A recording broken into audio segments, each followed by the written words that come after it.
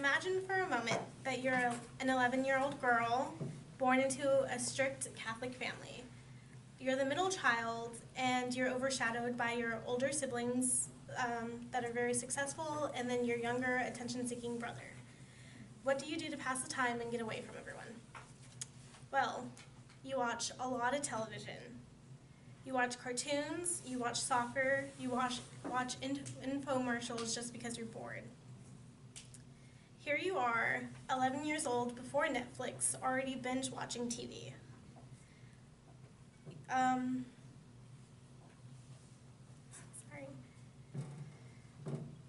And then you stumble across God's gift, crime shows.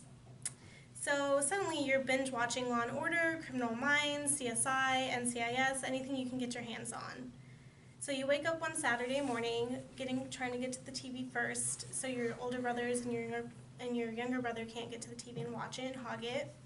And you turn on your favorite show, which is Law & Order Special Victims Unit, which is still my favorite show. And so you're watching the show, and it's probably 8 o'clock in the morning, it's a little bit early, and then you hear someone behind you just gasp. And then you turn around and it's your mom. And your mom's over there leaning against the wall. She's flustered, she can't breathe, her face is red, she looks like she's dying, and you ask her what's wrong.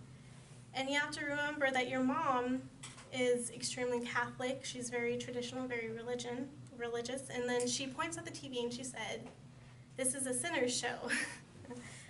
So all of a sudden, your family wakes up, and they all come into the living room, and then that's where you have your first intervention.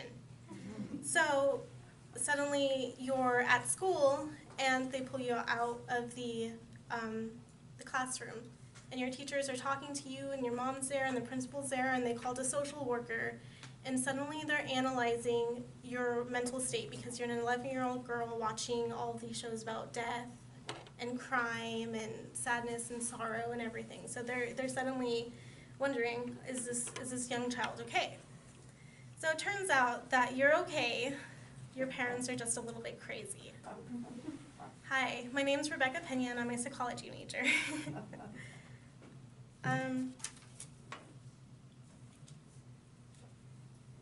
I currently work at Solarion. It's a pharmaceutical research company, and it's located on 48th Street in Baseline, and I work as a regulatory affairs coordinator.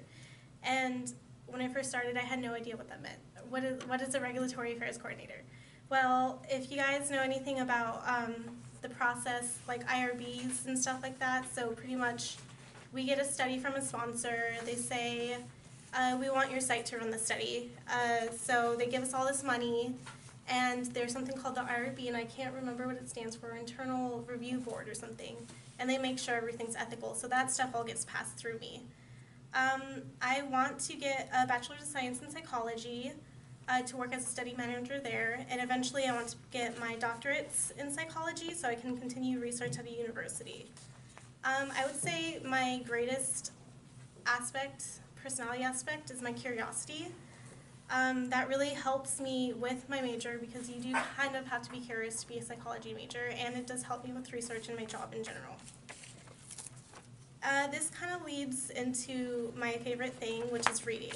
And my favorite author of all time is Dr. Seuss. And I have a quote from Dr. Seuss that I just absolutely love, and it's so sweet, and it's so beautiful, and so pure.